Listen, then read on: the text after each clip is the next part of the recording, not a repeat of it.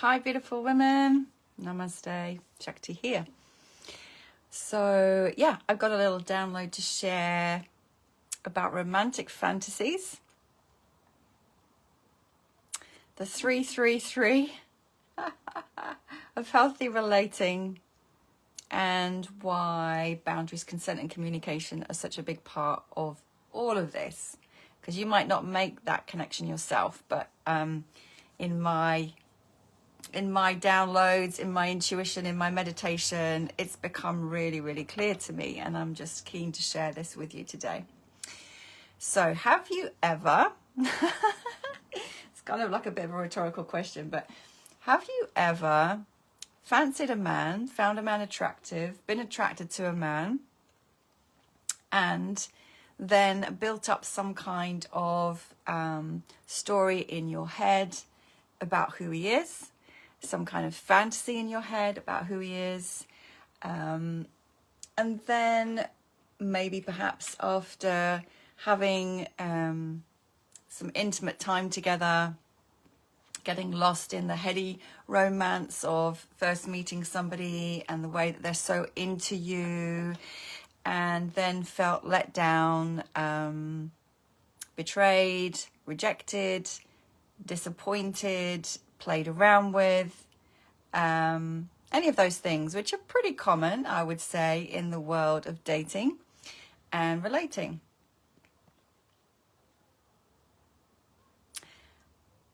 Certainly I have done all of those things, like having this ideal in my head, this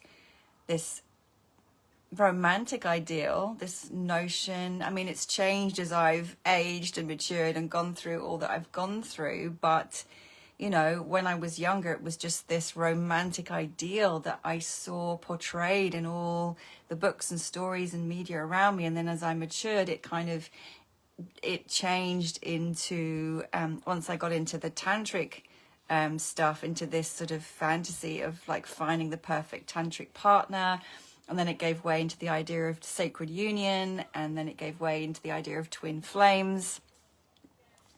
And what I can tell you is that every time I brought that fantasy, that illusion, that story into my relating, rather than seeing the man in front of me for who he really was, it created all kinds of drama, conflict, disappointment, heartache for me, and challenge for them. But really, you know, actually all that matters is that's what it did for me.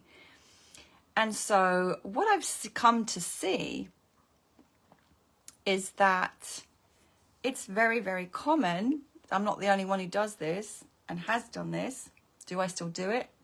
Less than I ever have. Probably still a bit, but less than I ever have, because I've had so many slaps in the face and wake-up calls and so much exploration around this. But basically, here's the three things. The first three: expectations, projections, and assumptions all wreak havoc if you want to be relating consciously and drama-free.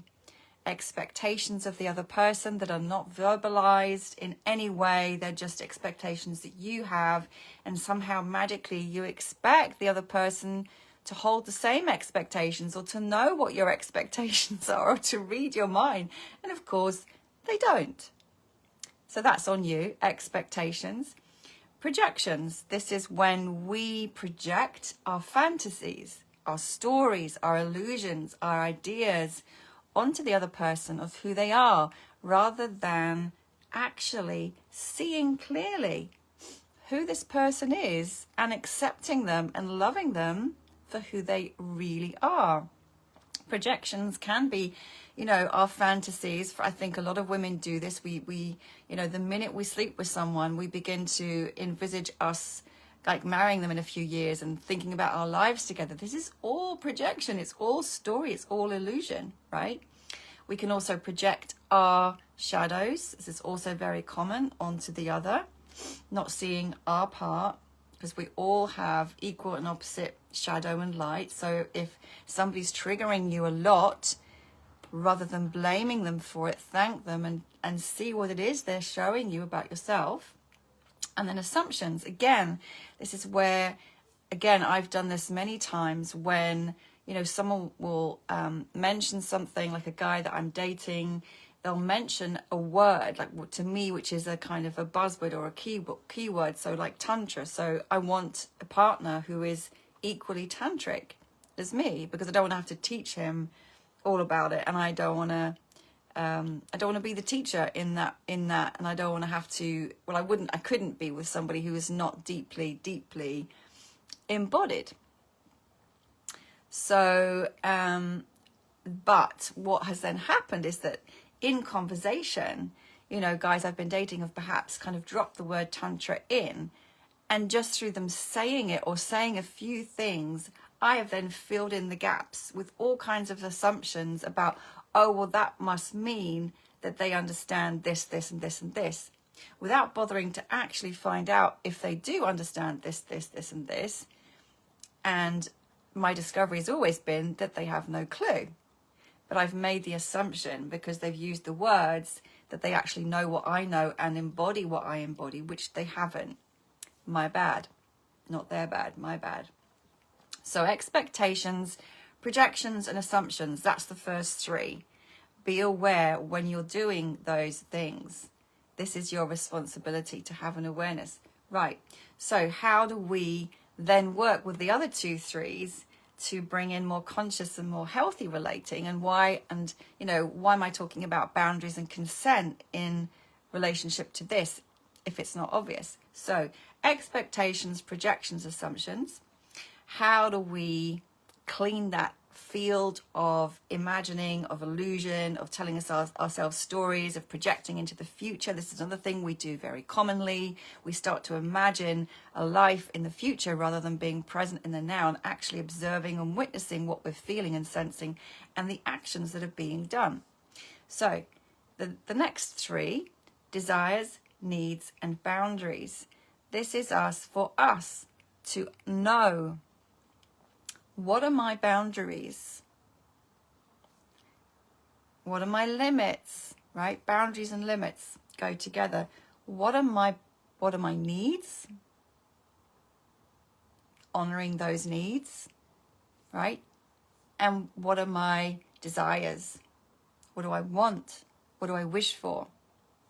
So we have expectations, projections, assumptions, and on the other side we have desires, needs, and boundaries. Right, and then the missing piece is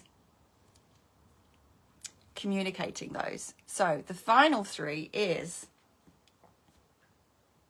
listen, trust, communicate. So first off, you have to be able to tune in to your own needs, your own desires, and your own boundaries and limits. And that is always a process that comes through the body, not the mind.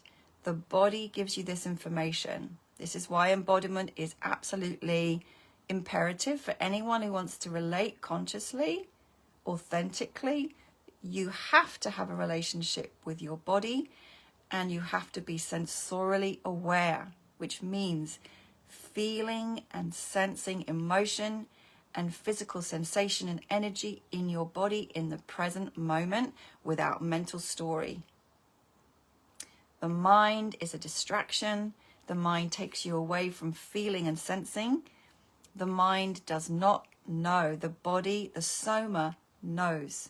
Checking in with yourself so that you know in the present moment, not in the past, not in the future, but now, what do I need? What is my limit or boundary? What is my desire? The body will give you this information. The second part of this is to trust and value that information your body is giving you. Patriarchal society, centuries of misogyny and patriarchy have schooled us to disconnect from our inner wisdom, which is in the body, and to mistrust ourselves and to mistrust our knowing. I can tell you for sure that my inner wisdom has never been wrong, ever. My mind has been wrong many times, but my body, my inner knowing, my somatic awareness has never been off. Never. But I used to not trust it. I used to not listen to it. So, listen, trust and value, and then the final part is communicate. You communicate from your embodied knowing. You communicate from your heart. And when you speak from that place of inner knowing and self-connection and self-respect and self-awareness, the words that come out don't come with a charge. They don't come with an attack. They don't come with a passive-aggressive dig at the other person. They don't come with a manipulative trying to get the other person to do what you want through controlling and manipulation. They come out clear and straight. And those 333s are the keys to healthy relating. It's a work in progress, always. Well, we have to practice it to master it, right? And this is some of the stuff that I'm going to be sharing in my online workshop next Saturday. So that's Saturday the 10th of June, online from 10 a.m. to 1 UK time. And you'll probably have seen in this group, it's called Just Say No, an online workshop in boundaries, consent and communication. So I really hope this has helped you to understand the connection between boundaries, consent and communication, and healthy relating, and how the fantasy world of expectations, projections and assumptions can get us into so much trouble, and how these tools will help us be much cleaner and clearer in all our communication, in all our relating. It just cleans up the mess, and then there's no one to blame, and there just is the clarity of knowing. So I hope that's really helpful. Post your questions below if you have any. Post your reflections below if you have any. I'm very open to hearing. I love to hear from you, in fact. And if you want to sign up for the workshop, I'll post the link below, although it's already in the Living Shakti Awake Facebook group. Lots of love, beautiful women. Namaste.